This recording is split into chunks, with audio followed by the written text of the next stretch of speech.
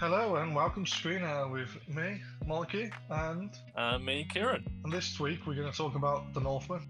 We're going to delve into general chat first, impressions, and then we're going to go over spoilers, and we do our lovely other topics with moment of the week and such. I literally only just got back from the cinema like 4 hours ago, and this isn't Northman related, but what I hate is you get to the cinema and it's like, oh, the film starts at 2:30, and you're like, all right, yeah, I'll get there for, like, let's say 25 past. You rock up, you get your foodies, you get your ticket sorted, and you walk in, and then you get 40 minutes of adverts and trailers. You're too early. Yeah, but it's like, it's a time. So it's like, I'll be there at that time, because then let's say you can organise like your life after the cinema. But the fact that they give you, I mean, I don't mind 15 minutes of ad breaks or something like that, like for trailers and stuff. Well, Like should be 40 minutes minutes taken the mickey, because there's no sort of like, there's no cinema. There's like no sort of like standardisation where everyone knows, oh, it's always an extra half an hour. So you can be half an hour late or whatever. It's like some places are 15 minutes, some are 20, some are 40, and it's, you don't know what leg to stand on. It's a joke. It generally pisses me off every time. But yeah, anyway, Northman, the main topic. I literally didn't hear anything about this film before going to see it. I didn't know like anything. All I heard was I think I saw a YouTube trailer or something before I watched a video or something like that, and I knew it was about the Norseman, right? And that's basically as much as I knew. I didn't know like who was in it or anything like that. The marketing wasn't great, was it? It should have had more marketing, especially when it had nothing really competing it for it. Like the films either side of it were like Morbius, when who the hell wants to see that? And like, I think rather a big long satisfying dump. And then you've also got Fantastic Beasts, and I'll be honest, I saw that, but you know, honestly, this is no huge spoilers here, but we ain't going to do an episode on the new Fantastic Beasts film anytime soon. The Dumbledore. The best thing about it is that Jude Law playing a Dumbledore, a young gay Dumbledore. That is it. Honestly, that's all you need to go see it for. If you can watch a highlight clip of Dumbledore in Secret to Dumbledore, just watch that, and then you've done it. Yeah. What was Mads Mikkelsen like? Mads Mikkelsen's also great in it, but again, I like him. But I don't know. He's good in his scenes, but if you have a shit written script, it's one of them. Yeah. But as I was saying, it should have had a lot more marketing, because it would have absolutely smashed the box office. It didn't. I don't know what its box office is now, but at the same time, it's great, and it's just that a lot of people didn't know about it. It's the one that goes under the radar. Its cast isn't huge. Alexander Skarsgård is obviously the main man. Anna Taylor-Joy. You could almost argue, to be fair, Anna Taylor-Joy is a bigger name than Alexander Skarsgård. Between The Queen's Gambit and more recently Peaky Blinders, she's very much like in the zeitgeist. Yeah, the only thing I can actually think of Alexander Skarsgård from is Tarzan. Yeah, I know he's in Tarzan. I haven't watched that, to be fair. I have watched it. It's not it bombed at the cinema, and I watched it and I can see why, but it's not bad. Like, it's enjoyable, but I can't think of anything else he's been in, to be honest, off the top of my head. I know he's in True Blood, which I've been meaning to watch for years. Yeah. Yeah. How much has The Northman made? The Northman has collected 11.5 million from its 41 international markets, taking its global tally to 23.5 million. Yeah, it's great. First and foremost, if you're looking for it, I think just wholeheartedly recommend it. The only way I wouldn't recommend it, and this is to its credit in my opinion, is if you don't like brutal violence. It's got a bit of a John Wick sort of feel to it. I don't know. I think it's better than John Wick in a sense. Do you? The fighting's more raw. The fighting's more like. I don't know. John Wick, as much as I like John Wick, it's a lot of it is gun fu. Yeah, there is a lot of gun fu. There is a lot more sort of close quarters sort of combat, sort of like, real like sword through the nose sort of thing. That was sick when that happened. because I literally like knew nothing going in, and then obviously like watching it, you learn as you're watching it. It was so different to what I preconceived anyway, because it's very. The way to describe it is it's quite abstract and symbolic in its presentation. Yeah. That's like the best way I can sort of describe it. It's sort of a little bit trippy because of the way they use the gods. Leans into its Norse mythology a lot. Yeah, it does. It really leans into it. And yeah, I think when I first started watching it, I was like, oh, I don't know if I'm going to enjoy this or not. I don't quite know where this is going. But I know you said it's good. Plus, I'd paid a cinema ticket for it, so I was there to stay. But I was like, oh, I don't know where this is going. What's this doing? This feels very like trippy. And then obviously, the more it goes on, the more you get more of a flavour for it, and you can start to understand the story a lot more. And that it was just, I don't know, it was really, I did enjoy it. Like, especially right once, like when the film finished, I generally was like, you know what, I actually enjoyed that. My whole perception of it changed from when I first watched it. It was just, it was not all that I was expecting, but then I sort of went along for the ride, and I did enjoy it. I did enjoy watching it, to be fair. And I think my favourite bit, to be honest, was the final fight scene right at the end on the volcano. The way that was shot, I don't know if they're naked or in tighty whities. I'm not sure, but you can see like because it's filmed with like the lava background and them in silhouette, and it's just like one wide shot of them fighting. Right, there's a couple of like close-ups like towards the end of the fight, but like the beginning of the fight, there's some wide shots, and you can just see like their muscle and like their arms moving and the legs moving. You can really see the anatomy of the human body, like in a sword fight as such. And I was generally like amazed by that sort of cinematography, the art direction. I thought it was brilliant, that scene. So I couldn't agree more in the sense that one of the things I like about it a lot is that it feels intimate but also epic. There's Yes. so many bits in it where like the lighting is done really well. And what I think it captures really cool, and it sounds like a really simple concept, but it's done like really like inviting, is the fire. So there's like I'm saying spiking times and using the fire a lot as lights, and Yeah. there's bits when they're on campfires and they're doing rituals and they're doing like mad Norse like witch doctor like stuff, and like that feels like really close knit and intense. And then the bits with the gods and Norse mythology, that feels epic. And then like the scenes of the battles, it feels just it's shot really cool. You feel there as If such. you could describe it in one word, it would be intense. Yes.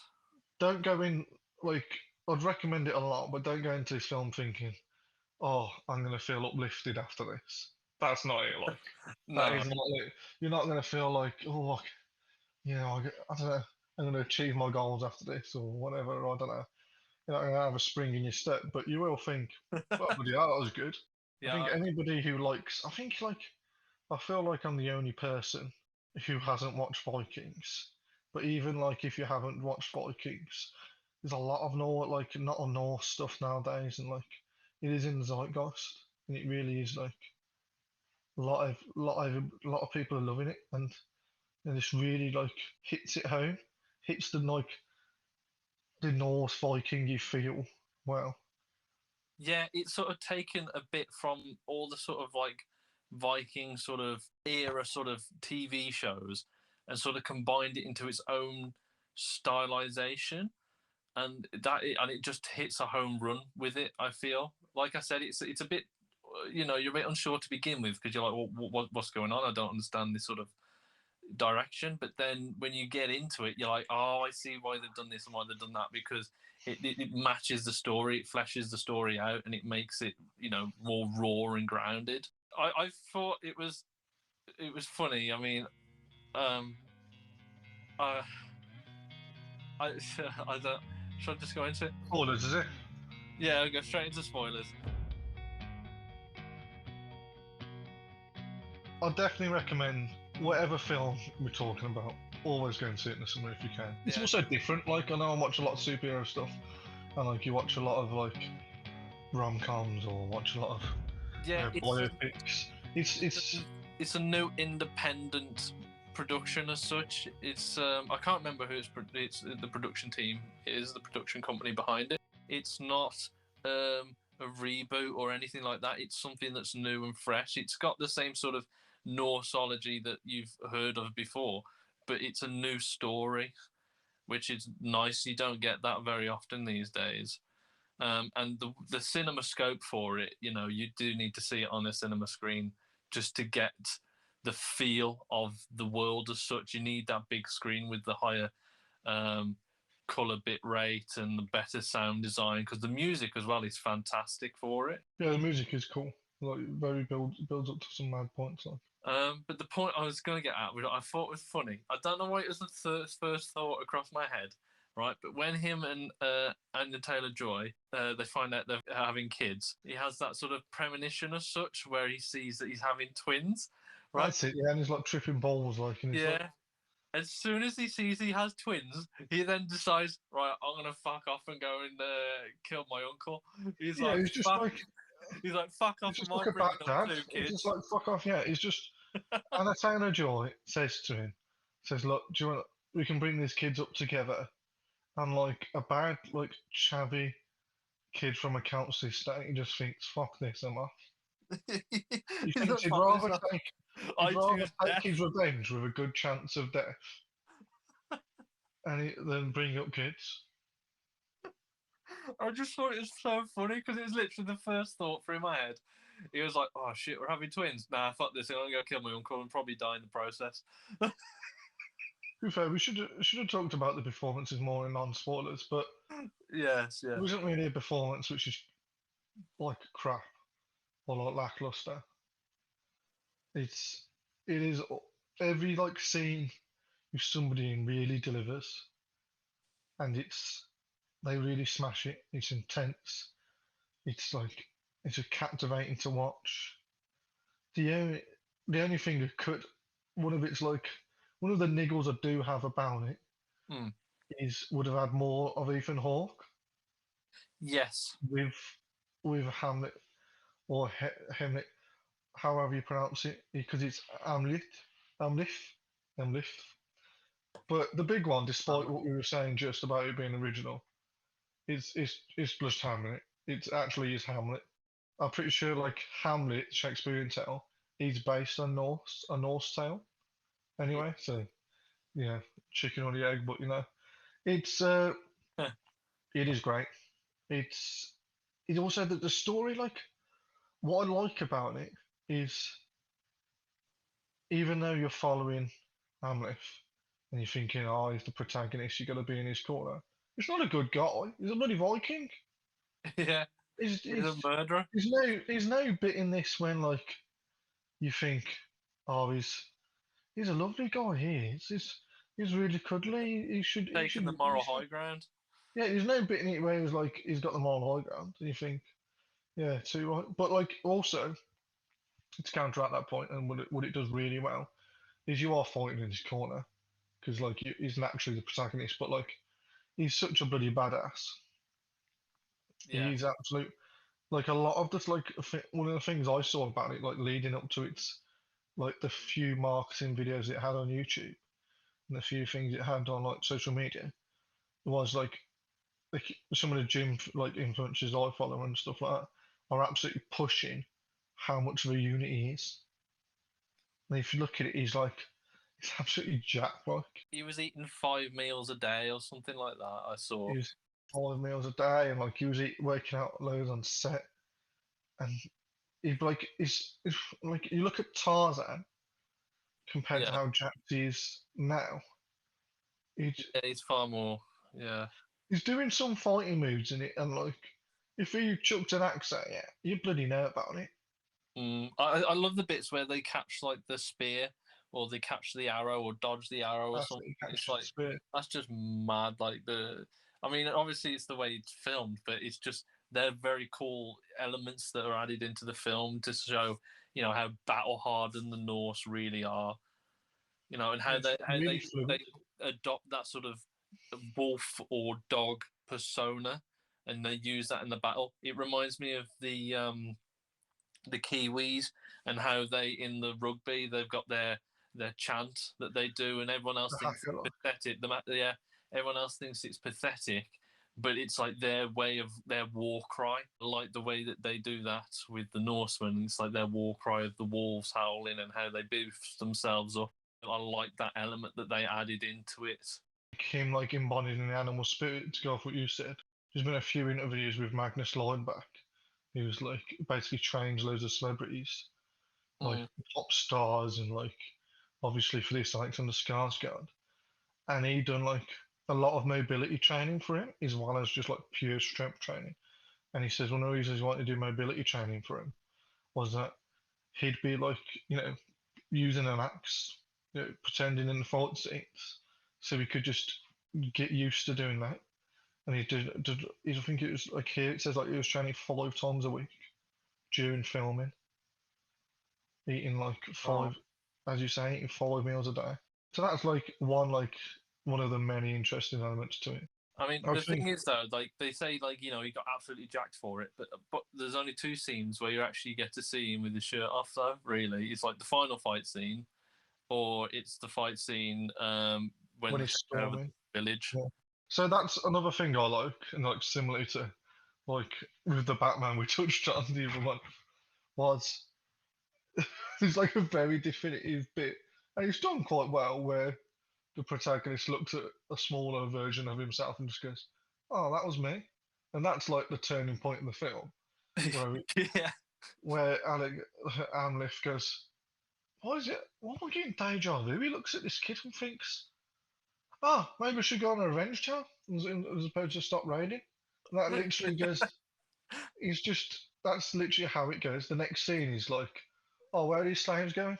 "Oh, to my uncle." "Sick, all right."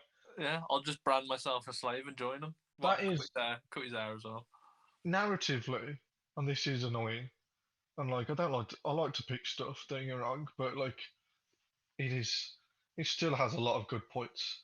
Why would he brand himself and go as a slave when he could have just been one of the people to sell the slaves? I don't know if it's because he's a warrior, so they wanted to keep him as a warrior. Like, why would you want to go around the world selling slaves when you're a greatest warrior that takes over towns and shit? His uncle wouldn't know that. No, yeah, it's not like they recognised him even when he was a slave.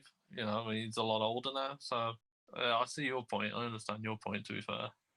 Yeah, so that's one annoying thing, and I'm thinking, like, especially because the poor son branded himself as that. Yeah. I ain't gonna come off with a scrub in the bath, is it? Like,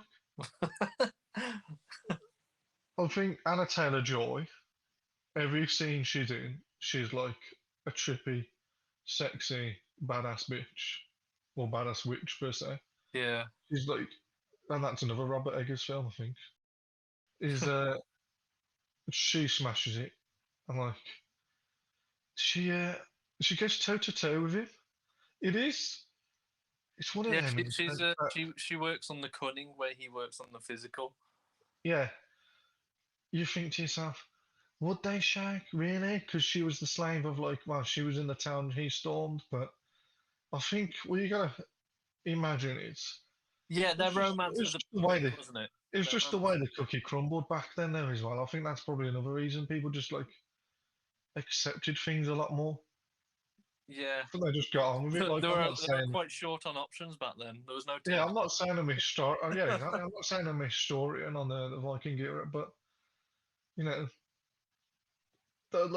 raping and pillaging was, every man was doing it. So she wasn't pissed off that I don't think that was something to hold against him too much. How it made me. But no, it was a bit trippy that they did shag quite early in it, but at the same time, I think it was done well because she wasn't a damsel in distress. She wasn't. No, she initiated it, didn't she? She initiated it, yeah. I think that is which is a cool thing, and also she can see that she wants revenge, and that's probably a bit of a turn on his well, isn't it? But that he's got something more about him as well. He's not just, or our warrior who's just gonna rape and pillage, enter onto the next one, onto the next one, and he has a bit of more ambition about him as well. Mm. So I imagine that's probably what gets the rocks off. One of my favourite scenes in it, is when Nicole Kidman turns around and he's just like, I don't need to say anything. What the fuck you on about? He's like, and she's like kisses. And then he gets like absolutely bamboozled, to quote one of our favorite video games. Like, he's like, Oh, you mean the big plot twist? well, I don't know. I don't know if it's. I don't know if it's so much of a plot twist. I can't. Yeah, I think it's meant to be a plot twist I think that it's meant I to be a thought plot was twist, but incredibly obvious. I saw that coming a mile away because it I think felt in the like first scene when what's this cat? Green Goblin says it. Willem Dafoe. William Dafoe says, "Oh, she's kissing the brother," and like, and then Ethan Hawke's like, "No, it's fine. He's only joking. He's only joking." And then like, it's very obvious. And also, I thought even Oh, I didn't register that. Like I heard him right at the beginning, yeah, and then just walk into the longhouse. Yeah, and he does that little spit, and I didn't fully register what he was saying, but yeah, that's come back to me now. Yeah, kissing the brother. Yeah, I also thought she would have had a she would have grown to like that like setup because she has had a little kid with him and she would have yeah, grown on that. And then also on top of that, it is hinted towards that like she loved him when Ethan Hawke was alive anyway, and she like orchestrated the plan. yeah. I mean, who is Gunnar? Is that like is is Nicole Kidman actually the mother of Gunnar? Yeah, Because when they arrive at the longboat, like there's a little baby, so I don't understand like if they've been oh no, out raiding. the little baby must be his baby from another bird, but like obviously the younger kid Amleth Yeah, the saves younger. in that mad like cricket slash like rugby game. Yeah, yeah, That must be like hers yeah. and I like think his that's definitely uncle's. her kid. Yeah, Yeah. yeah. And But then you've yeah, I'll got say his older kid, which Amleth kills. yeah, That's like the whole bit like of superstition and him like them being scared of the animal and them all tripping balls on the magic mushrooms Anna Taylor Joy makes and him lurking around in the night is like so badass. It is done yeah, really well. And it yeah. like I like the methodical approach of, she was like, you break their bones, but I can, break their minds as such, and how she uses that sort of mushroom and.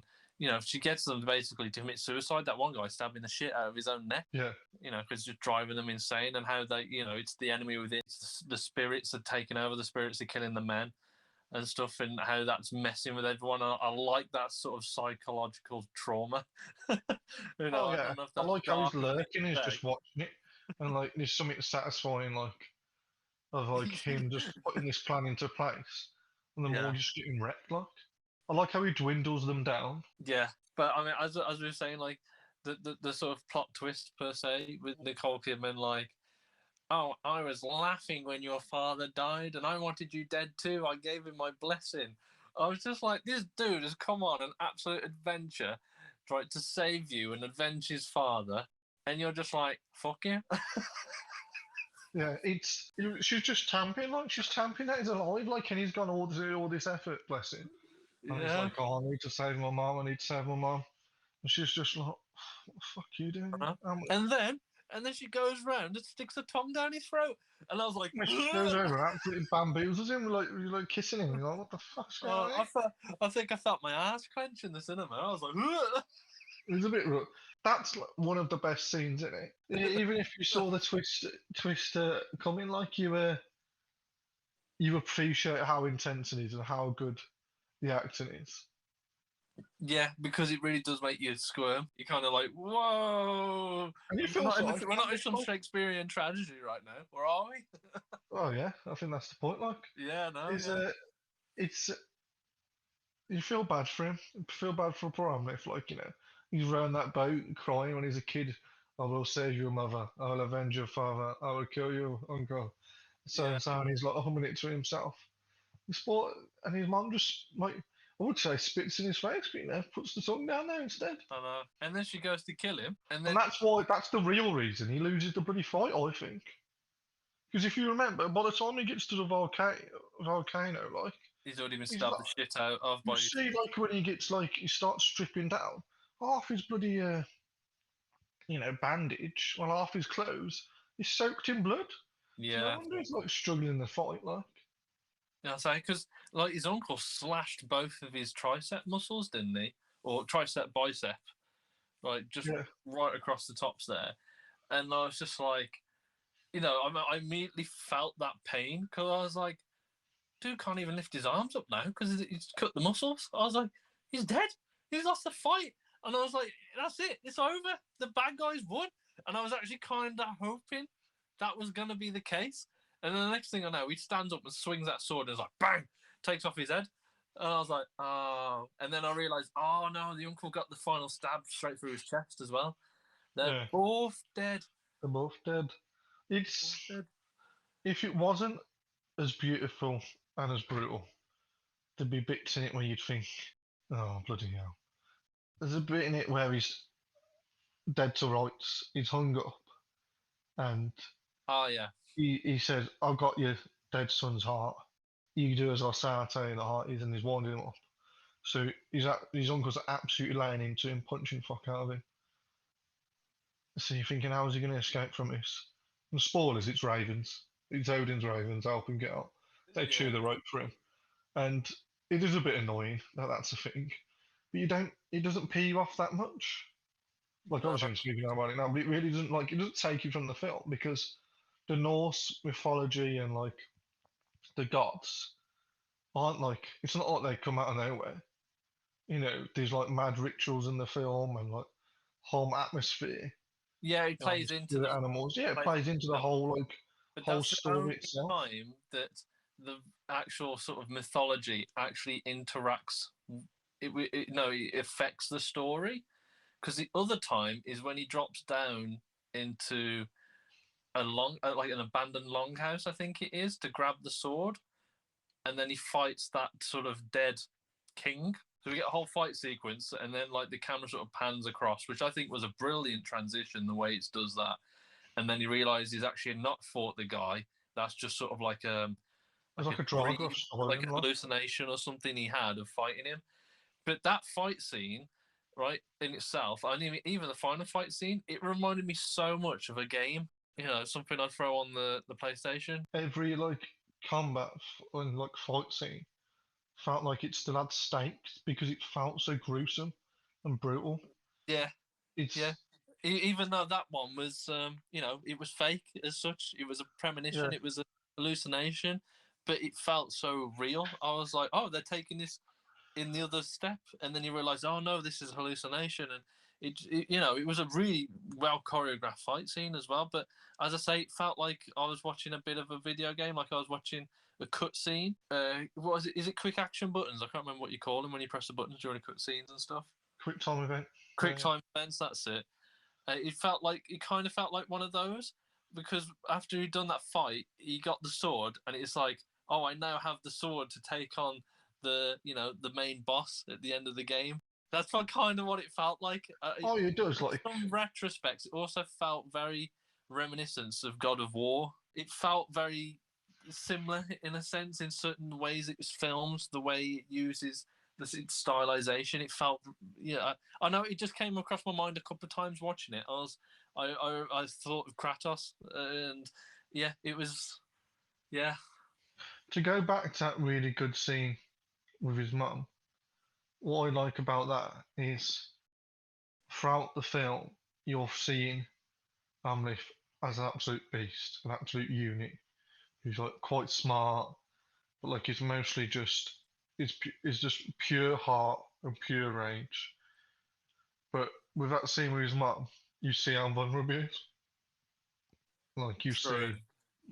you see him like break down. He's just like everything what kept him going, everything what kept like that rage inside, and he let it out.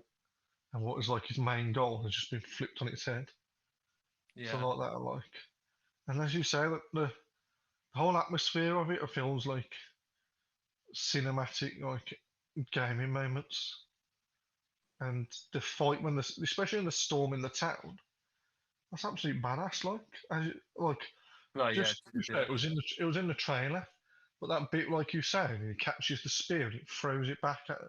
Oh no, that was sick. And he's running towards it, and he's just going around hacking people down with a sword and axe in one hand. I think it's believable. Like, if someone who's that big went up to you and you'd be like, fucking it, and just throwing you down with an axe, you'd know about it. Well, I don't know if you would. It'd be too quick. You'd be dead. Yeah, you'd have a bad time, say at least.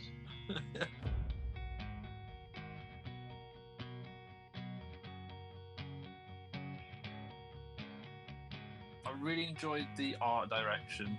I really enjoyed the sort of the set designs and the costumes. I mean, the accents were great as well. Yeah, they were. The phrase that normally gets me going, right, is "honor's really important, Bjorn." That was really good. That was pretty good. Yeah. I ain't gonna even try. It'll be a mockery. But it is. That's cool, especially considering Nicole Kidman and Ethan Hawke are total fraud. Spoilers are definitely not from Europe. So Yeah. you know, Alexander Skarsgård is probably not too much of a stretch, like, but Nicole Kidman smashes it. Yeah, the only real negative I could like, there's just a few niggly things. Yeah. In the sense that they put a lot of clout in him having that magic sword, which only opens for him, by the way, because he fought for it, and it's his destiny. It's his fate. It's his destiny. It's his fate, like, yeah. Which Again, does, because it leans so much in the mythology and like, yeah. That's what the Norse mythology is about fate and honor. so that's fair enough. But the other one is, I would have liked to seen like him at the start more with his old man before shit hit the fan. Yeah. So look, you would have felt more. Or for, like, even when he's older, when it's Alexander Skarsgård, not the younger one, right? He has a sort of dream premonition of talking to his father, so you get to see them act together. Yeah. And then you can create more of a sort of father-son dynamic there, because everything he does in the name of his father. He kills his mother in the name of his father because, his father is everything to him, even though it's his mother that he was trying to save. Exactly. So it's intense, like, and something having more background or having more interactions with his dad to make you feel that connection more and that relationship. Especially as you say, even if it was like him chipping balls and having the premonition, it wouldn't feel out of place in the film. No, it would have fit quite well actually. If you've got this far, and we'll sport it now, but I'd even watch it again if it was like for some reason it was on like Now TV tomorrow. I'd watch it again. Yeah, I would actually. Honestly would. I mean, I don't know if I'd pay to go to the cinema to see it again. I'm like on the verge of I would, but also I wouldn't. It would, I guess, depend on the price of the ticket, because I would like to see it again. Actually, to take it in for a second time round, that where now I know where it was going and the story it was building, I can sort of relax a bit more and watch when I watch it the second time. I do think I do recommend watching it. I do think it's worth a watch because it's very different, I feel, to most things that you see out there today. Yeah, it feels refreshing. Like, it is. It's very refreshing. It's quite a dark film. I don't mean through its emotion, but just like watching it on the screen as well. A lot of films today are very bright on the screen, whereas this is quite a dark film, so it's not too harsh on the I think eyes. the lighting's done really well. Yeah, there's a good mood with the way that the lighting and the color correction's done as well. I know it's quite a satisfying watch. I think that's the phrase. Yeah, it's a satisfying watch. You get what you're given. You know what I mean? 100%. Yeah. So I suppose I would pay to see it again. I think I would give it that. If anything, it's just made me like, and this is a testament to it. It makes you want to play Assassin's Creed Valhalla. It makes you want to watch. Absolutely. It makes you want to watch like Vikings, and it just, even if you was only a little bit into the Norse mythology, and you just wanted to see a bit of a good action film, now you would be, because it really like sells that home for you. And also on top of that, makes you want to go to the gym as well.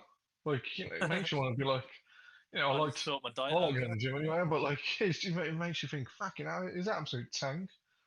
And fair one, like, but no, wholeheartedly recommend it. Actually, another point to add. Actually, the whole film, had come to its conclusion, right? And then the cinema literally goes completely quiet, and then the credits will come on, and the music takes about 5 seconds to start during the credits. But this whoever was organising the cinema had already blasted the lights back on, right? Just like a millisecond after the screen went to black. So the mood after watching this film with all the people in the cinema, it was so eerie. Is it It like was a really whiplash thing? awkwardly eerie because I don't know, like the music was just a little bit late to like drown out any sort of like coughing or breathing or anything like that as people, shuffled out of their seats, put their jackets on, sorted out their like popcorn or whatever. It was just this eerie feel. This was an isolated event, I feel, but it just really killed the mood of the film for me after watching it. It was so like, oh, all right, guess it's out. I guess we're going home then. It was like, all right, mate, lights on, fuck off. Off your pop.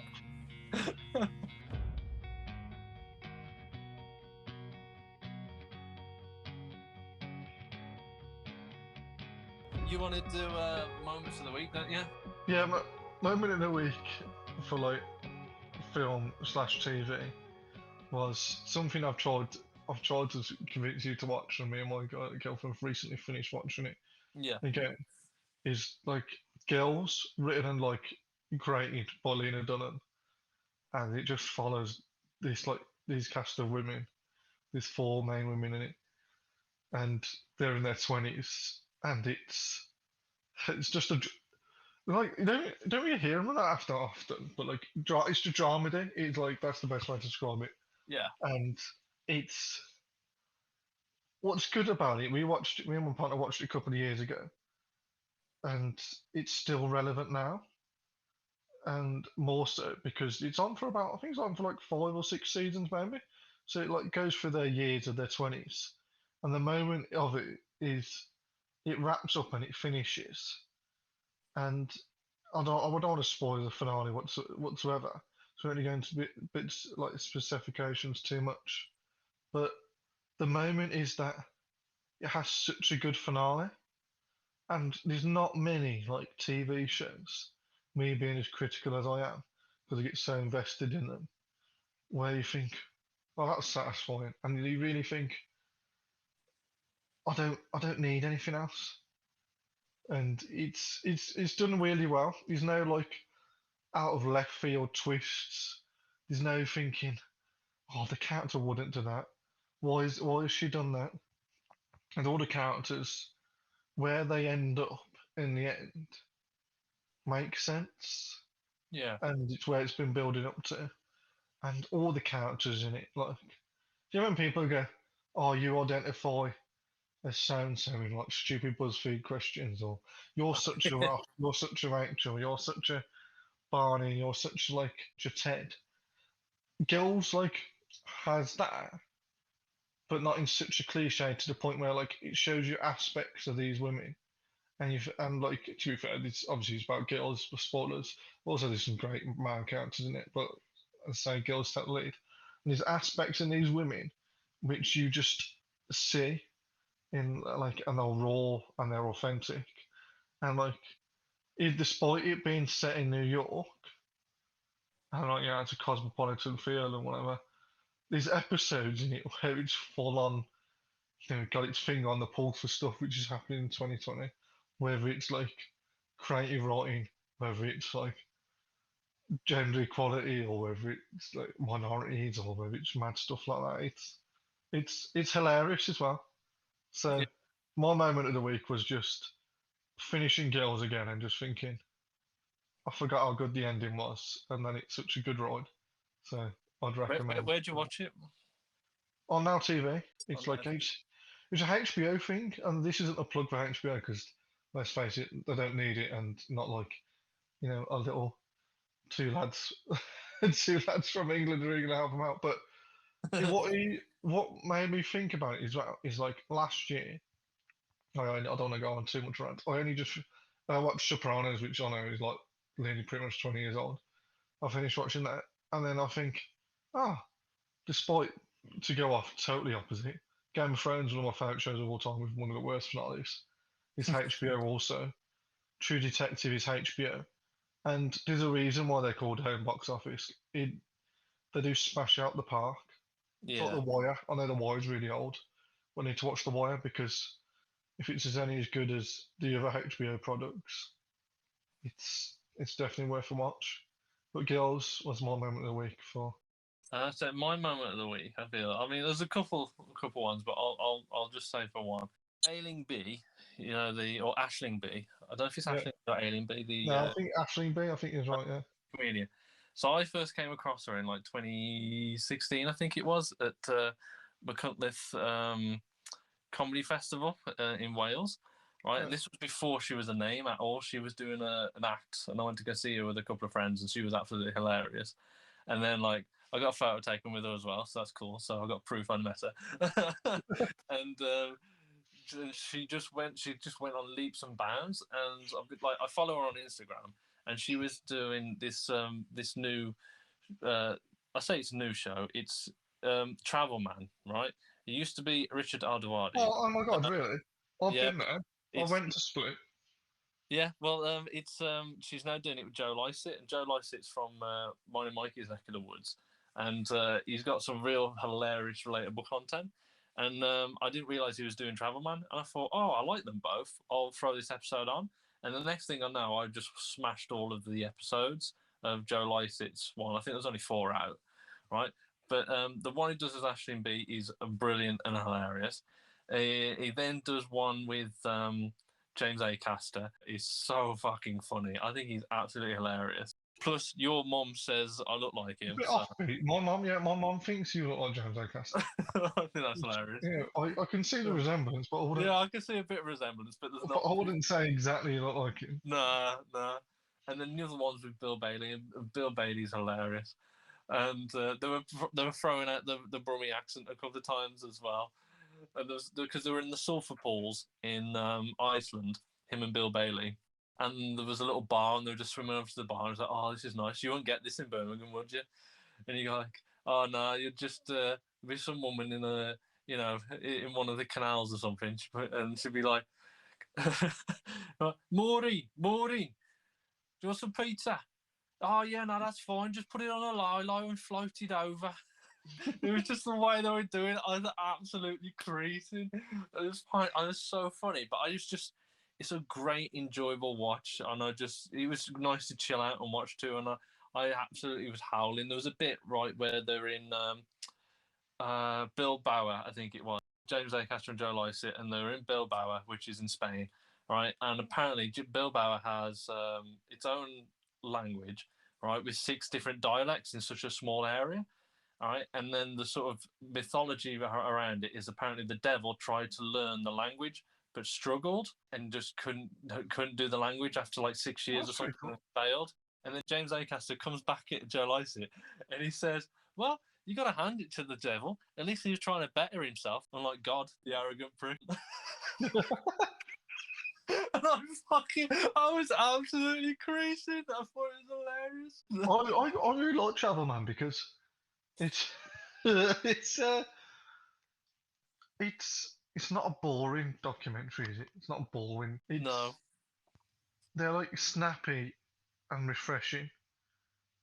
And I haven't watched any yet with Joe Lycett. Funny enough, my partner she watched the Split one, and I like Aisling being Joe Lycett anyway.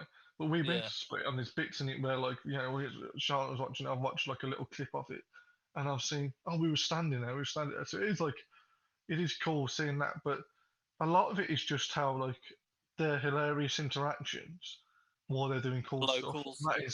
And that is like the crux of it. And that is like what Richard Arwadi was also good at it, but Joe Lycett is also like a bit mental. I feel Joe's a bit more relatable to us. I feel he's he's closer to our generation. Plus, he's from our neck of the woods. Yeah, but no, they are good. I can understand why you binge watched them as well. Yeah, because once you get into the mood of it, you just go for it, don't you? Because they're only about half hour, aren't they, or something like that? Yeah, I mean, well, the Bill Bailey one, I think it's like 40 minutes or something. It was meant to be an hour-long episode, obviously with adverts, but I watched it on OD, 4OD.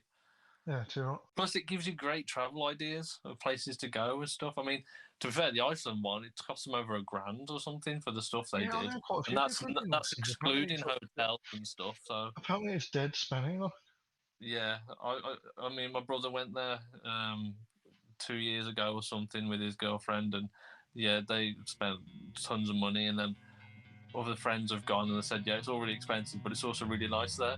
So it's on my list, but I need to take out a mortgage for it. yeah, me and you both. Yeah, but yeah, that's. I think we can wrap that up there, I guess. This week's episode. Well, thank you very much for listening. We appreciate you listening to our rambles, and we hope we've been informative and at least made you at least chuckle or grin. Hopefully, nose exhaled at least once. Yeah. Once or twice, man. I'll look after yourselves, and we'll see you in the next episode. bye. See ya. Bye.